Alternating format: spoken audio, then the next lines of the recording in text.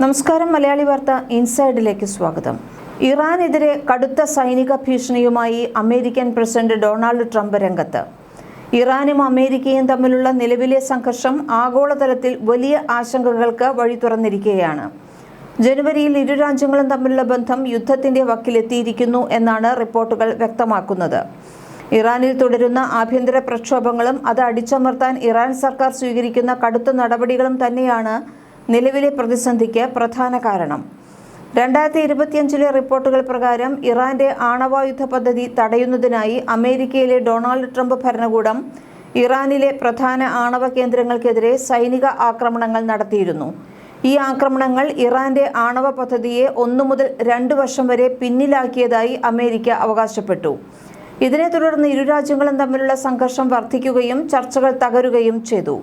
Iran അതിവേഗം uranium സമ്പുഷ്ടീകരിക്കുന്നതായും ആണവായുധ പദ്ധതി വർദ്ധിപ്പിക്കുന്നതായും കണ്ടെത്തിയതിനെ തുടർന്നാണ് നടപടി.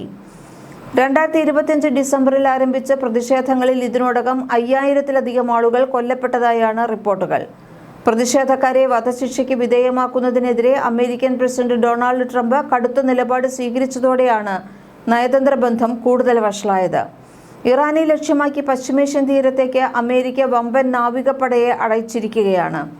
ആണവ പദ്ധതിയുമായി ബന്ധപ്പെട്ട് പുതിയ കരാറിലെത്താൻ ഇറാന് മുന്നിലുള്ള സമയം അവസാനിക്കുകയാണെന്നും വഴങ്ങാത്ത പക്ഷം നേരിടേണ്ടി വരുന്ന അടുത്ത ആക്രമണം മുമ്പത്തേക്കാൾ ഭീകരമായിരിക്കുമെന്നും ട്രംപ് മുന്നറിയിപ്പ് നൽകി.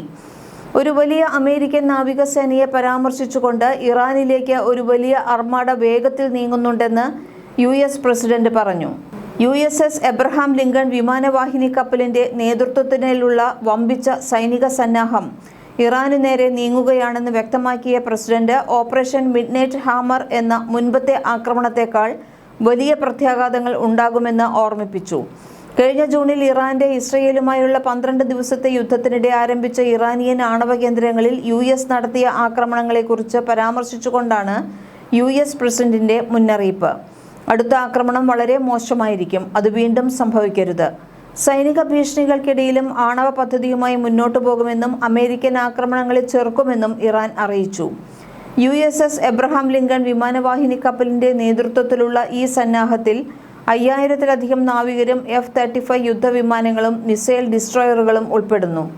ഇറാൻ ഭരണകൂടം തങ്ങളുടെ ജനങ്ങളെ കൊല്ലുന്നത് തുടർന്നാൽ അതിശക്തമായ സൈനിക നടപടി നേരിടേണ്ടി വരുമെന്നാണ് ട്രംപ് നൽകിയിരിക്കുന്ന മുന്നറിയിപ്പ്. തന്റെ ഇടപെടൽ മൂലം 100 കണക്കിന് ആളുകളുടെ വധശിക്ഷ തടയാൻ കഴിഞ്ഞുവെന്നും അദ്ദേഹം അവകാശപ്പെടുന്നു.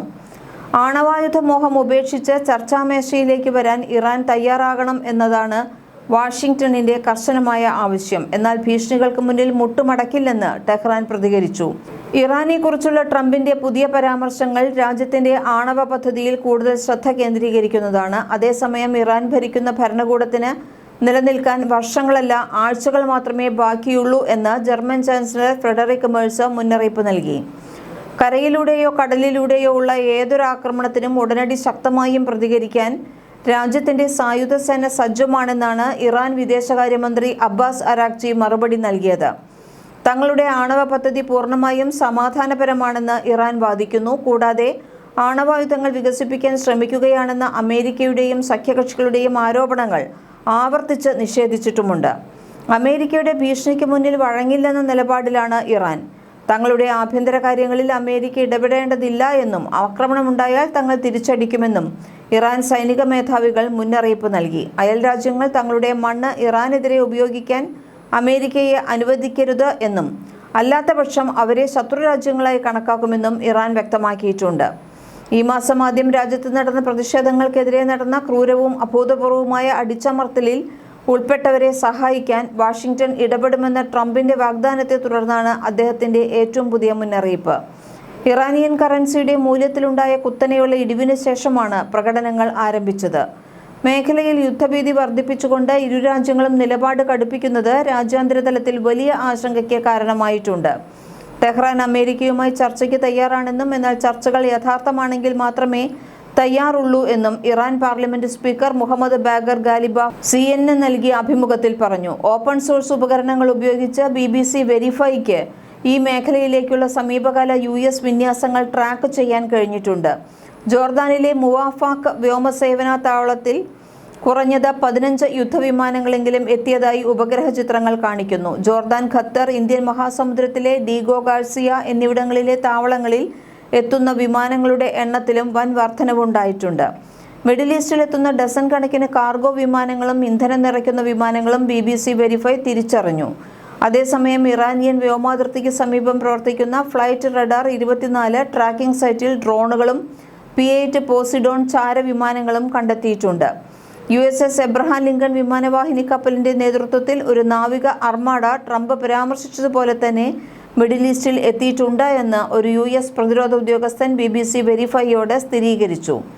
തിങ്കളാഴ്ച ഗൾഫിലെ ഒരു ഓഫ്ഷോർ സ്ഥലം വിട്ടതിനു ശേഷം ഒമാനിൽ ലാൻഡിംഗ് നടത്തുന്ന ഫ്ലൈറ്റ് റഡാർ 24 ഒരു ഓസ്പ്രേ വിമാനത്തിന്റെ ട്രാക്കർ കണ്ടു. ലിങ്കൺ സമീപത്ത് എവിടെയെങ്കിലും പ്രവർത്തിക്കുന്നുണ്ടാകാം എന്നാണ് സൂചന. കഴിഞ്ഞ 2 ആഴ്ചയ്ക്കിടെ US ഈ മേഖലയിലേക്ക് നാവിക വ്യോമ ആസ്തികൾ വർദ്ധിപ്പിച്ചിട്ടുണ്ട്. ഇത് അതിന്റെ പ്രാദേശിക സ്ഥാനം ഗണ്യമായി വർദ്ധിപ്പിക്കുകയും ചെയ്തു. റിസ്ക് അഡ്വൈസറി സ്ഥാപനമായ സിബിലൈനിലെ പ്രിൻസിപ്പൽ അനലിസ്റ്റ് മേഗൻ സഡ്ക്ലിഫ് പറഞ്ഞതാണ് ഇത്. കുറഞ്ഞത് 2 US ഗൈഡഡ് മിസൈൽ ഡിസ്ട്രോയറുകളും 3 യുദ്ധക്കപ്പലുകളും നിരവധി മാസങ്ങളായി ബഹ്റൈനിൽ നങ്കൂരമിട്ടിട്ടുണ്ടെന്ന് ഉപഗ്രഹ ചിത്രങ്ങൾ കാണിക്കുന്നു. അതേസമയം ഇറാനിയൻ തീരത്തിന് തൊട്ടടുത്തായി കഴിഞ്ഞ വർഷം സർവീസിൽ പ്രവേശിച്ച ഡ്രോൺ കാരിയർ കപ്പലായ ഐറിസ് ഷാഹിദ് ബഗേരിയെ ടെഹ്റാൻ വിന്യസിച്ചിട്ടുണ്ടെന്ന് ഉപഗ്രഹ ചിത്രങ്ങൾ കാണിക്കുന്നുണ്ട്. US അർമാഡ അടുക്കുമ്പോൾ ആക്രമിച്ചാൽ ഗുരുതരമായ പ്രത്യാഘാതങ്ങൾ ഉണ്ടാകുമെന്ന് ഇറാൻ മുന്നറിയിപ്പ് നൽകുന്നുമുണ്ട്. ലോകശക്തികളുമായുള്ള 2015 ആണവ കരാർ പ്രകാരം വാണിജ്യ ആണവ നിലയങ്ങൾക്ക് ഇന്ധനത്തിന്റെ ആവശ്യമായ 3.67 പരിശുദ്ധിയിൽ കൂടുതൽ യുറേനിയം സമ്പുഷ്ടമാക്കാൻ ഇറാനെ അനുവദിച്ചിരുന്നില്ല. കൂടാതെ 15 വർഷത്തേക്ക് അതിന്റെ ഫോർഡോ പ്ലാന്റിൽ ഒരു സമ്പുഷ്ടീകരണവും നടത്താൻ അനുവദിച്ചിട്ടുമില്ല. എന്നിരുന്നാലും 2018 തന്റെ ആദ്യ ടേമിൽ തന്നെ ട്രംപ് ഈ കരാർ ഉപേക്ഷിച്ചിരുന്നു. ഇറാനിയൻ സമ്പദ് വ്യവസ്ഥയെ തളർത്തിയ US ഉപരോധങ്ങൾ പുനഃസ്ഥാപിക്കുകയും ചെയ്തിരുന്നു. റിയാക്ടർ ഇന്ധനമായും ആണവായുധങ്ങളായും നിർമ്മിക്കാൻ ഉപയോഗിക്കുന്ന സമ്പുഷ്ട യുറേനിയത്തിന്റെ ഉൽപ്പാദനവുമായി ബന്ധപ്പെട്ട നിയന്ത്രണങ്ങൾ, പ്രത്യേകിച്ച് കരാറിന് കീഴിലുള്ള നിയന്ത്രണങ്ങൾ കൂടുതലായി ലംഘിച്ചുകൊണ്ടാണ് ടെഹ്റാൻ ഇതിനോട് പ്രതികരിച്ചത്. പുതിയ ആണവ കരാറിന്റെ ഭാഗമായി ഇറാൻ യുറേനിയം സമ്പുഷ്ടീകരണം നിർത്തണമെന്നും മിസൈൽ പദ്ധതി പരിമിതപ്പെടുത്തണമെന്നും മിഡിൽ ഈസ്റ്റിലെ പ്രോക്സി ഗ്രൂപ്പുകളെ പിന്തുണയ്ക്കുന്നത് നിർത്തണമെന്നും അമേരിക്കൻ മാധ്യമങ്ങളെ ഉദ്ധരിച്ച് US ഉദ്യോഗസ്ഥർ പറഞ്ഞിരുന്നു. കഴിഞ്ഞ വർഷം ജൂണിലാണ് ഇറാനിയൻ ആണവ കേന്ദ്രങ്ങൾക്കെതിരെ അമേരിക്ക അവസാനമായി നടപടി സ്വീകരിച്ചത്. അന്ന് ഇറാനിലെ ഫോർഡോ, നദാൻസ്, ഇസ്ഫഹാൻ എന്നീ 3 യുറേനിയം സമ്പുഷ്ടീകരണ കേന്ദ്രങ്ങളെ അവർ ലക്ഷ്യമിട്ടിരുന്നു. മിഡ്നൈറ്റ് ഹാമർ എന്ന രഹസ്യനാമമുള്ള ഈ ഓപ്പറേഷൻ ടെഹ്റാൻ ആണവായുധം നിർമ്മിക്കുന്നതിനുള്ള സാധ്യതയെ ഗണ്യമായി പിന്നോട്ടടിച്ചിരുന്നു എന്ന് US ഉദ്യോഗസ്ഥർ പറയുന്നു. ഈ സംഘർഷം മുസ്ലിം രാജ്യങ്ങളുമായുള്ള US-ന്റെ ബന്ധത്തിൽ വലിയ വിള്ളലുകൾ ഉണ്ടാക്കുന്നുണ്ട്. സൗദി അറേബ്യ, UAE, ഈജിപ്ത്, തുർക്കി തുടങ്ങിയ രാജ്യങ്ങൾ മേഖലയിൽ ഒരു പൂർണ്ണ തോതിലുള്ള യുദ്ധം ഒഴിവാക്കണമെന്ന് അമേരിക്കയോട് ആവശ്യപ്പെട്ടുകൊണ്ടേയിരിക്കുന്നു. ഇറാനെതിരായ സൈനിക നടപടിക്ക് തങ്ങളുടെ മണ്ണ് ഉപയോഗിക്കാൻ അനുവദിക്കില്ലെന്ന് UAE ഇതിനകം വ്യക്തമാക്കിയിട്ടുണ്ട്. ഇത് അമേരിക്കയുടെ മേഖലയിലെ സ്വാധീനത്തിന് വെല്ലുവിളിയാകുന്നുണ്ട്. ഇറാനും അമേരിക്കയും തമ്മിലുള്ള നേരിട്ടുള്ള ഏറ്റുമുട്ടൽ ഉണ്ടായാൽ അത് ആഗോള സാമ്പത്തിക രംഗത്തെ തകിടം മറിക്കുമെന്ന് തീർച്ചയാണ്. ലോകത്തെ പ്രധാന എണ്ണ കടത്തുപാതയായ ഹോർമുസ് കടലിടുക്ക് തടസ്സപ്പെടുന്നത് ഇന്ധനവില കുത്തനെ വർദ്ധിക്കാൻ കാരണമാകും. കൂടാതെ മേഖലയിലെ ഇസ്രയേൽ പലസ്തീൻ പ്രശ്നങ്ങൾ കൂടുതൽ സങ്കീർണമാകാനും ഇത് വഴിതെളിയിക്കും. സമാധാനപരമായ ചർച്ചകളിലൂടെ പ്രശ്നം പരിഹരിക്കാൻ ട്രംപ് താൽപര്യം പ്രകടിപ്പിക്കുന്നുണ്ടെങ്കിലും സൈനിക വിന്യാസം വർദ്ധിപ്പിക്കുന്നത് യുദ്ധഭീതി തന്നെയാണ് വർദ്ധിപ്പിക്കുന്നത്. വരും ദിവസങ്ങളിൽ ഇറാന്റെ ഭാഗത്തു നിന്നുള്ള പ്രതികരണങ്ങളും രാജ്യാന്തര ഇടപെടലുകളും ഈ സംഘർഷത്തിന്റെ ഗതി നിർണ്ണയിക്കുമെന്നാണ് നയതന്ത്ര വിദഗ്ധർ പൊതുവെ വിലയിരുത്തുന്നത്. മലയാളി വാർത്ത ഇൻസൈഡ്.